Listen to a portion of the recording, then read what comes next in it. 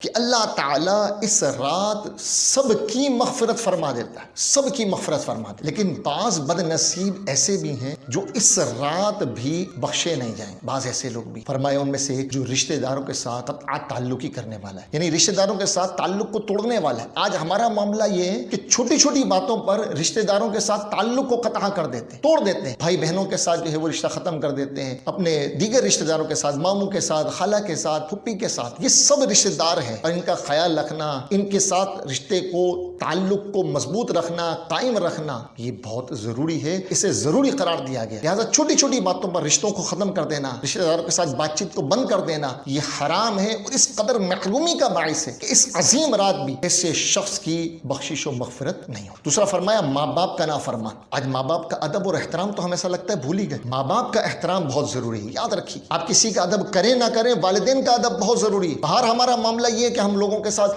خوش اخلاقی کے ساتھ مل رہے ہوتے ہیں، بڑے اچھے انداز میں بات چیت کر رہے ہوتے ہیں، بڑے اچھے تعلقات ہیں، لوگ کہتے ہیں بڑا خوش اخلاق ہے، با اخلاق ہے۔ اور گھر میں معاملہ یہ ہے کہ ماں باپ کے ساتھ بدتمیزی کا تعلق، باپ باپ کے ساتھ جو ہے وہ بدتمیزی کرنا، ان کے ساتھ اچھا تعلق نہ رکھنا، ان کے فرمان کو نہ ماننا، ان کی نافرمانی کرنا۔ تو آج رات دنیا بھر سے اچھے تعلقات، حسن اخلاق رکھنے والا، لیکن اگر اس کے ماں باپ کے ساتھ نافرمانی ہے، ماں باپ کے ساتھ زبان درازی کرنے والا ہے، تو وہ بھی اس رات نہیں بخشا جائے گا۔ اسی طرح شراب پینے والے کے بارے میں آیا کہ وہ بھی اس رات نہیں بخشا جائے گا۔ اسی طرح چغل خور کے بارے میں آیا کہ وہ بھی اس رات نہیں بخشا جائے گا۔ غیبت کرنے والا، اسی طرح جو بڑے گناہ کبیرہ ہیں، ان سے اس رات کے آنے سے پہلے توبہ کر لی۔ اللہ تعالیٰ کی رحمت بہت بڑی، وہ نقطہ نواز ہے، وہ چھوٹی چھوٹی باتوں پر بخشنے والا ہے، مگر سچے دل سے جو اللہ تعالیٰ کی بارگاہ میں جھک جائے، توبہ کر لے، اللہ تعالیٰ اسے معاف کر دیتا ہے۔ اللہ تعالیٰ کی بارگاہ میں جھک جائے، توبہ کر لے، تاکہ اس رات کے آنے سے پہلے ہی سارے معاملات ختم ہو جائیں، اور پھر جب یہ رات آئے تو ہم بھی